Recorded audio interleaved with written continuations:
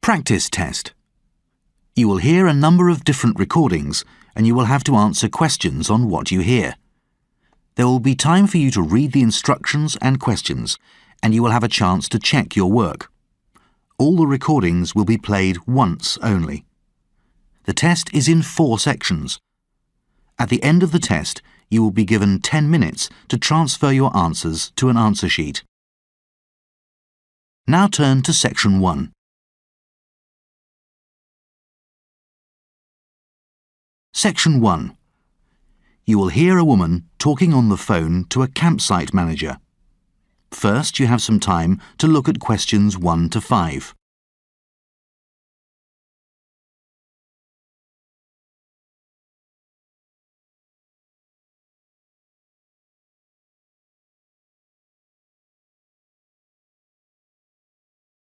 You will see that there is an example that has been done for you. On this occasion only, the conversation relating to this will be played first.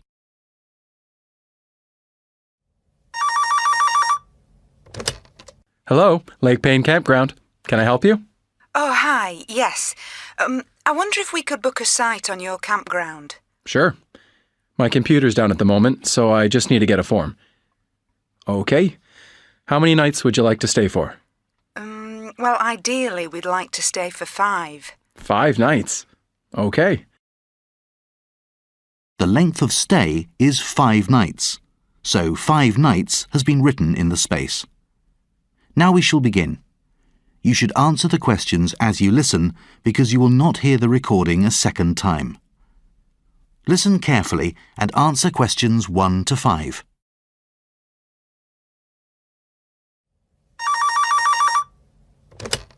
Hello, Lake Payne Campground.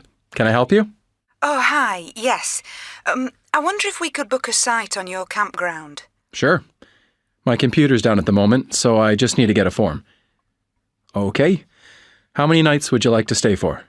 Well, ideally, we'd like to stay for 5. 5 nights. Okay. So when are you planning to arrive? Well, we'll be travelling around the area from mid-July, and we think we'll be at the lake by about the 24th. Let's see. July's a busy time. We could probably fit you in, but to be honest, if you want 5 nights, it would be better to get here a day earlier. We've got a big group coming at the end of the month. OK, the 23rd's fine. We weren't sure, so... Great. Do you just want somewhere to park and pitch a tent, or do you have an RV? An RV? Yeah. You know, a recreational vehicle? A camper van. Oh, right.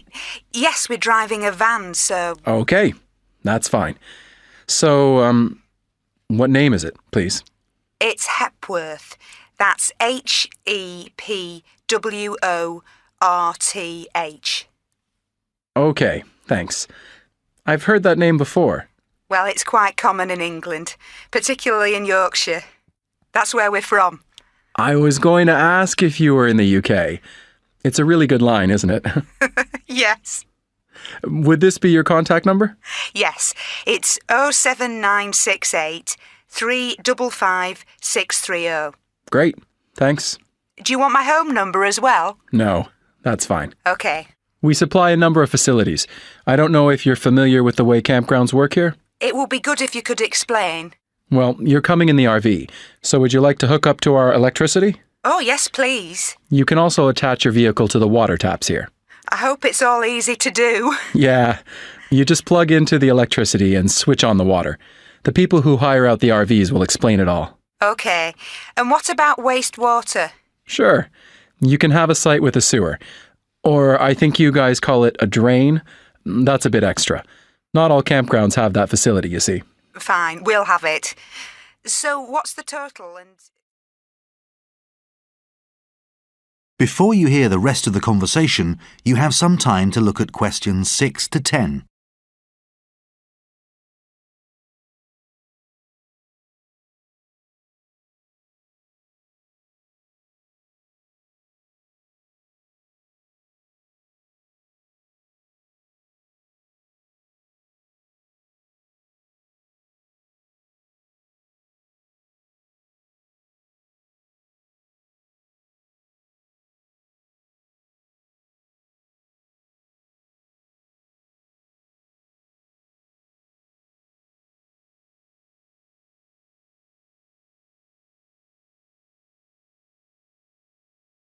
Now listen and answer questions 6 to 10. Okay, I've allocated you a site, so you need to note the code down. Right, I'll just get a pen. Most of our sites are coded using letters and numbers, EW or SEW. Uh-huh. So yours is one of the SEW ones, and it's number 47. Got that. That's the area that has all the requirements you need. Is it easy to find when you get there? What time will you be arriving? I'm not sure, but it could be quite late.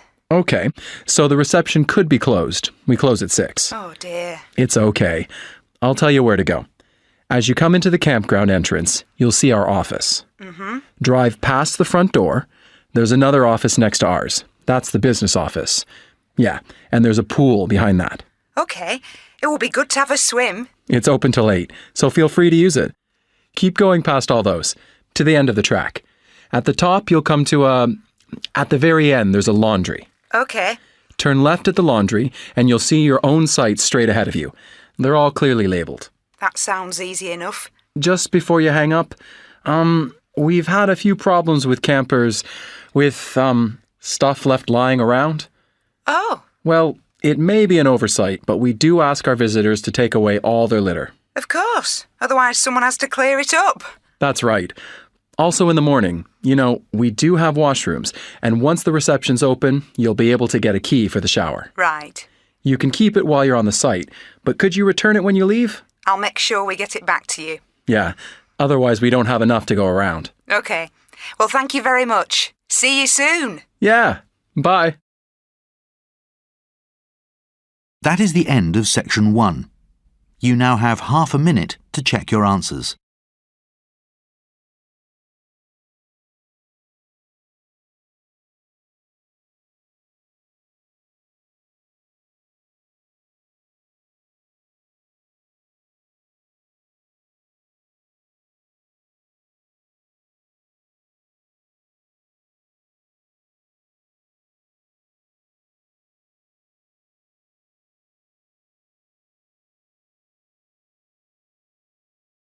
Now turn to section 2. Section 2. You will hear someone talking on the radio about colours. You now have some time to look at questions 11 to 14.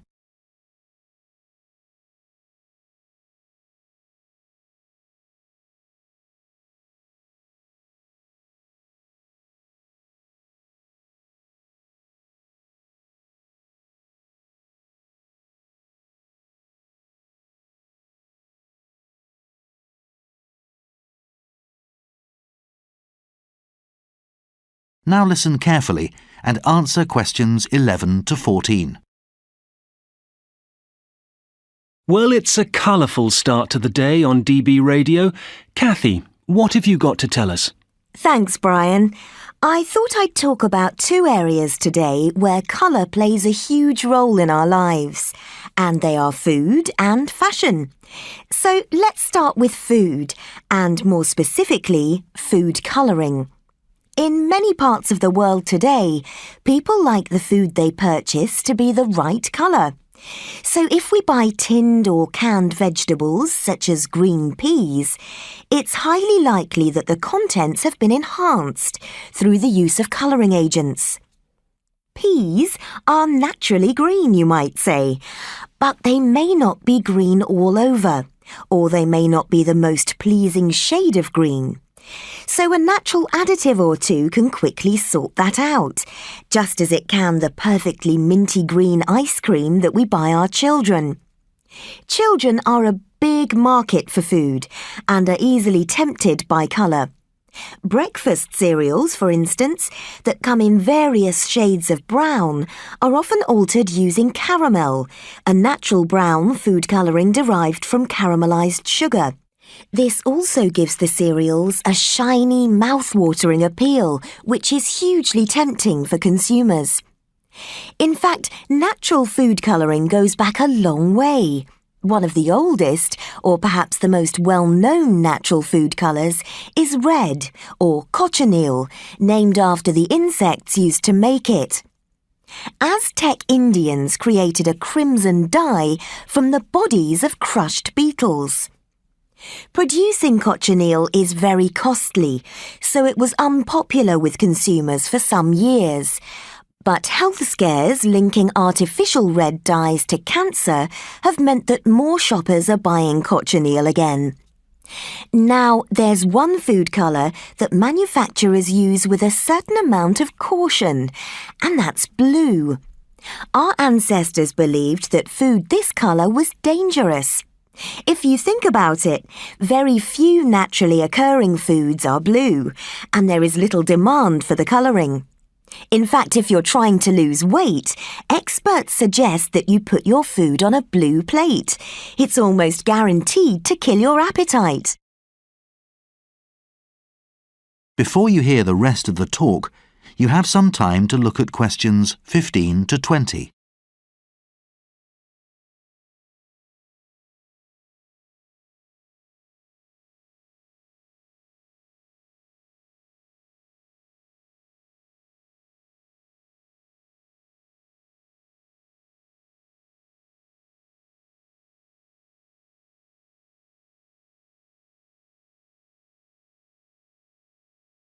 Now listen and answer questions 15 to 20. OK, let's look at another area where colour is a key issue. If you say you've bought something new to wear, often the first question people will ask is, what colour is it? Yet the answer doesn't necessarily indicate that the colour was your preferred choice. As consumers, we have to balance how we feel in certain colours with what is fashionable at the time. You think you've suddenly developed a desire to wear orange, whereas in fact, the shops are full of it and you've ended up buying an orange shirt that may or may not suit you simply because it's this season's colour. Well, the interesting thing here is that colourists, as they're called in the business, have to look ahead and say what colour models will be wearing in fashion shows several years in advance. To get this right, they have to consider how long it will take to produce the cloth dyes, they have to set up deals with suppliers, and bear in mind the constant changes in consumer taste. So what may seem to be this season's colour has actually been agreed years before. So what do we think about the colours we wear? Like everything, our tastes alter with age. In general, though, we think that black makes people look and feel thinner, while red does the opposite. White goes with everything, whereas yellow is harder to match. And nothing alters the fact that there are certain colours that we never feel comfortable wearing. And finally, whether it's food or fashion, anyone in the business field knows that it isn't enough to get a product the right colour. Even the packaging has to be carefully designed in order to maximise sales. It's no good, for instance, wrapping an item in brown paper if you want it to stand out. Much better to go for eye-catching colours, or in fact, in today's world, green has become very popular because it promotes the view that the company cares about the environment. In addition to their products, businesses also have to think about the people who come up with the ideas. If you surround your workers with drab colours, they'll come up with equally dull ideas. This isn't rocket science. We used to associate red with creativity in business, but it turns out, according to a recent study, that blue is a much better stimulus for creative thought. So the colour's not all bad. That is the end of section 2. You now have half a minute to check your answers.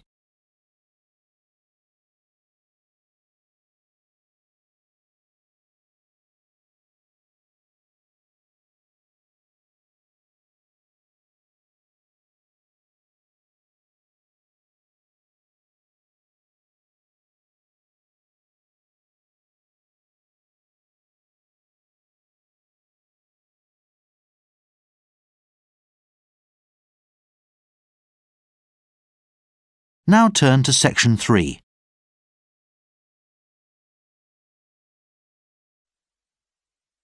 Section 3. You will hear a student called Joanna talking to her new supervisor about some research she has done on psychology and music. First, you have some time to look at questions 21 to 26.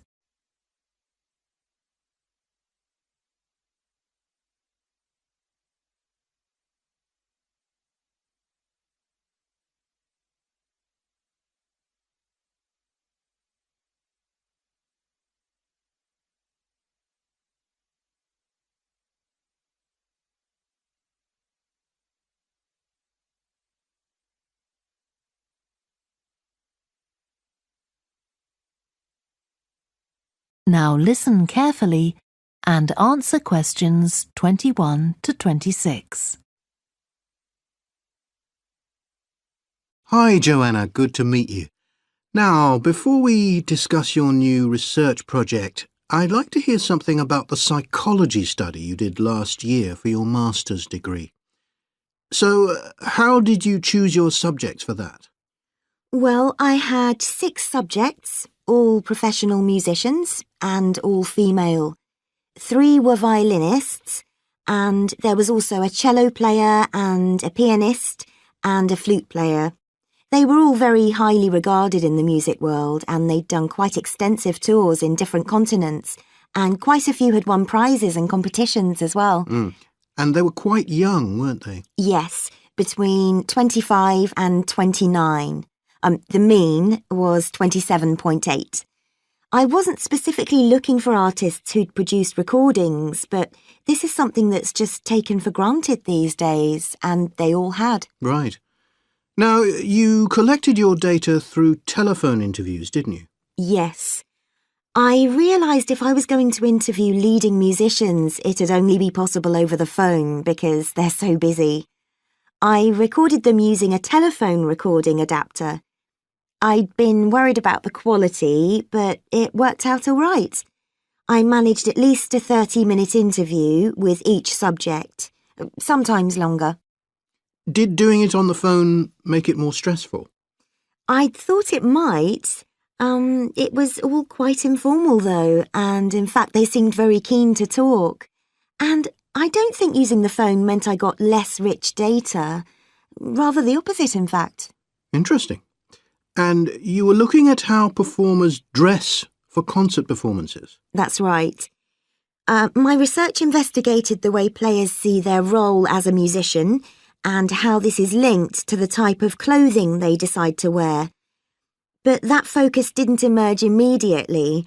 When I started, I was more interested in trying to investigate the impact of what was worn on those listening, and also whether someone like a violinist might adopt a different style of clothing from, say, someone playing the flute or the trumpet. It's interesting that the choice of dress is up to the individual, isn't it? Yes, you'd expect there to be rules about it in orchestras, but that's quite rare. Before you hear the rest of the discussion, you have some time to look at questions 27 to 30.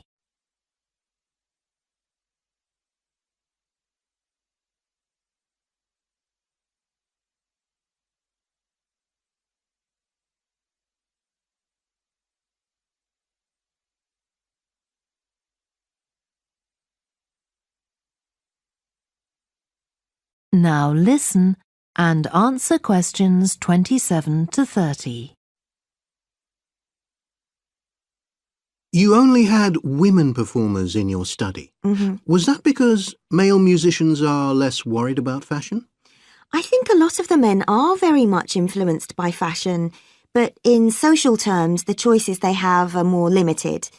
They'd really upset audiences if they strayed away from quite narrow boundaries. Now, popular music has quite different expectations. Did you read Mike Frost's article about the dress of women performers in popular music? No. Well, he points out that a lot of female singers and musicians in popular music tend to dress down in performances and wear less feminine clothes, like jeans instead of skirts. And he suggests this is because otherwise they'd just be discounted as trivial. But you could argue they're just wearing what's practical. I mean, a pop music concert is usually a pretty energetic affair. Yes, he doesn't make that point, but I think you're probably right. I was interested by the effect of the audience at a musical performance when it came to the choice of dress. The subjects I interviewed felt this was really important. It's all to do with what we understand by performance as a public event. They believed the audience had certain expectations, and it was up to them as performers to fulfill these expectations, to show a kind of esteem. They weren't afraid of looking as if they'd made an effort to look good. I think in the past, the audience would have had those expectations of one another too, but that's not really the case now. Not in the UK, anyway. No. And I also got interested in what sports scientists are doing too, with regard to clothing. Musicians are quite vulnerable physically, aren't they? Because the movements they carry out are very intensive and repetitive, so I'd imagine some features of sports clothing could safeguard the players from the potentially dangerous effects of this sort of thing. Yes, but musicians don't really consider it. They avoid clothing that obviously restricts their movements, but that's as far as they go. Anyway, coming back to your own research, do you have any idea where you're going from here? I was thinking of doing a study using an audience, including... That is the end of section 3. You now have half a minute to check your answers.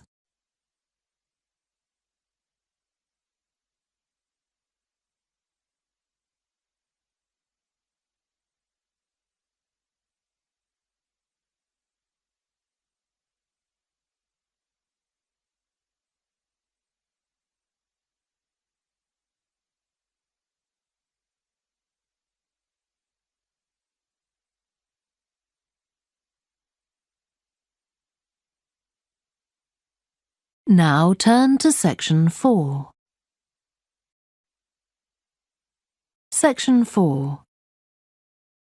You will hear part of a lecture about a way of reducing the amount of carbon dioxide in the atmosphere. First, you have some time to look at questions 31 to 40.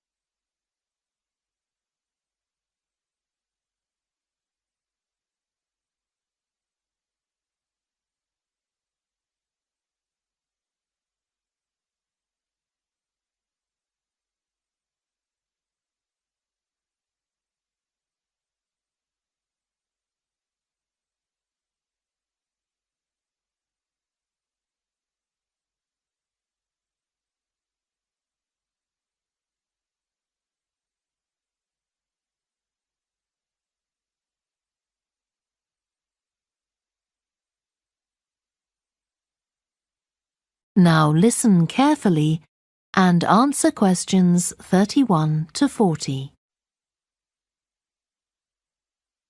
As we saw in the last lecture, a major cause of climate change is the rapid rise in the level of carbon dioxide in the atmosphere over the last century. If we could reduce the amount of CO2, perhaps the rate of climate change could also be slowed down. One potential method involves enhancing the role of the soil that plants grow in with regard to absorbing CO2. Ratan Lal, a soil scientist from Ohio State University in the USA, claims that the world's agricultural soils could potentially absorb 13% of the carbon dioxide in the atmosphere, the equivalent of the amount released in the last 30 years, and research is going on into how this might be achieved. Lal first came to the idea that soil might be valuable in this way, not through an interest in climate change, but rather out of concern for the land itself and the people dependent on it.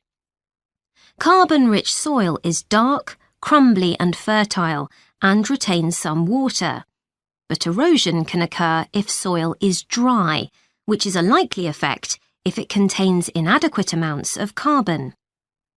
Erosion is of course bad for people trying to grow crops or breed animals on that terrain.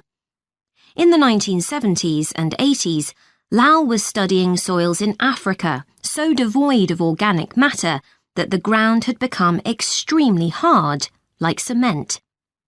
There he met a pioneer in the study of global warming who suggested that carbon from the soil had moved into the atmosphere. This is now looking increasingly likely. Let me explain. For millions of years, carbon dioxide levels in the atmosphere have been regulated, in part, by a natural partnership between plants and microbes, tiny organisms in the soil. Plants absorb CO2 from the air and transform it into sugars and other carbon-based substances. While a proportion of these carbon products remain in the plant, some transfer from the roots to fungi and soil microbes, which store the carbon in the soil. The invention of agriculture some 10,000 years ago disrupted these ancient soil-building processes and led to the loss of carbon from the soil. When humans started draining the natural topsoil and ploughing it up for planting, they exposed the buried carbon to oxygen.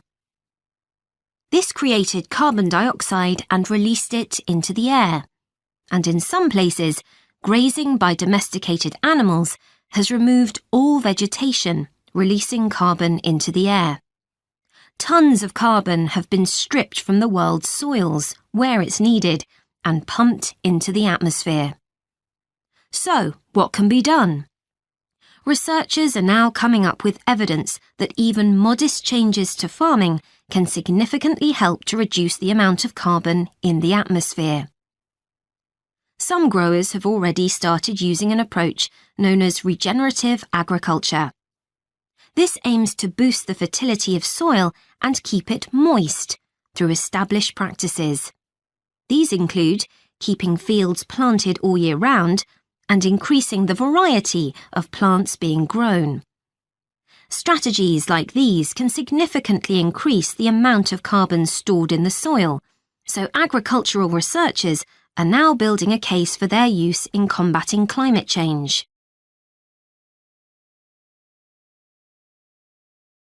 One American investigation into the potential for storing CO2 on agricultural lands is taking place in California.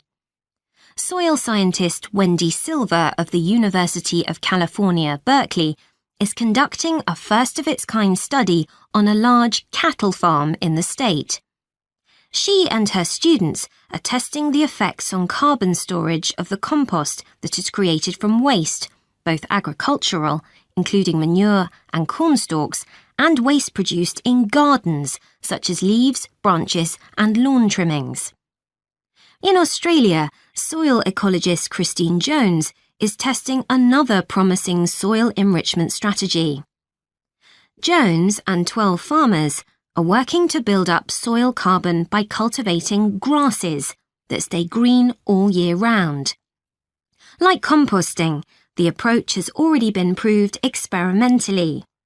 Jones now hopes to show that it can be applied on working farms and that the resulting carbon capture can be accurately measured.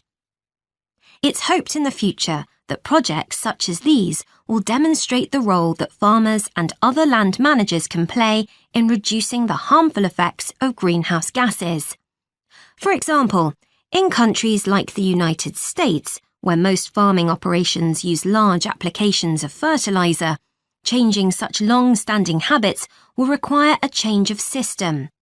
Ratan Lal argues that farmers should receive payment, not just for the corn or beef they produce, but also for the carbon they can store in their soil. Another study being carried out. That is the end of section 4. You now have half a minute to check your answers.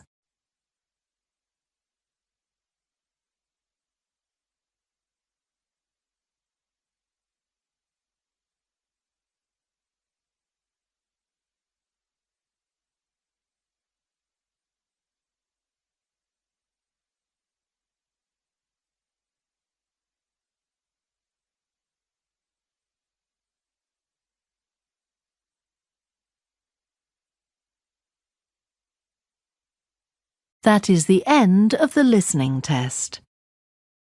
You now have 10 minutes to transfer your answers to the answer sheet. Please stop writing and wait for your question booklet to be collected.